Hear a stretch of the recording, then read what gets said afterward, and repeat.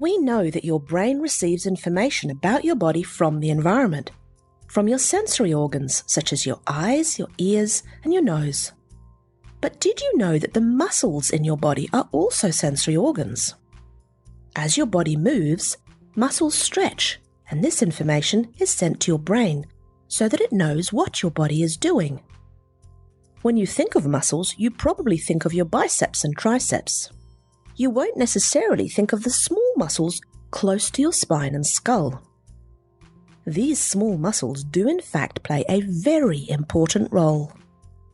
They tell your brain what your spine is doing, which represents what the core of your body is doing. But if your spinal segments begin to move in a dysfunctional way, for example due to an injury or bad posture, that communication between your spinal muscles and your brain becomes distorted, which means you have a communication breakdown between your brain and your body. If your spinal segments aren't moving correctly, it may cause background noise for your brain, or your brain might not get adequate information about what's happening in your body, and will therefore have to fill in the blanks. Let's explore an analogy.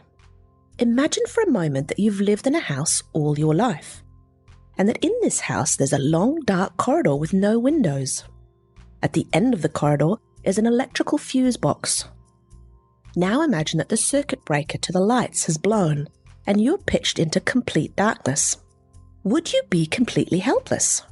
Or could you walk down that corridor and turn the circuit breaker back on? Of course you could. You've lived there all your life. You would know roughly how long the corridor was and how wide it was. You would be able to get down there and turn the lights back on. Your brain is just as smart as that. It can function even if there's parts of the body that it cannot see. It will be able to function and control those parts of your body because of its past experience. But now imagine that before those lights went out, your kids had left a bicycle in that long corridor that you had not seen. What would happen in that scenario? You would likely fall and hurt yourself. And this is what happens when the brain is not fully aware of what is going on somewhere in your body or in your environment. You could end up having an accident or hurt yourself. This is where your chiropractor comes in. A chiropractor will gently adjust any dysfunctional spinal segments, or what they call vertebral subluxations, to restore healthy movement. This can improve the communication between your brain, your body, and the environment. It's a lot like rebooting a computer.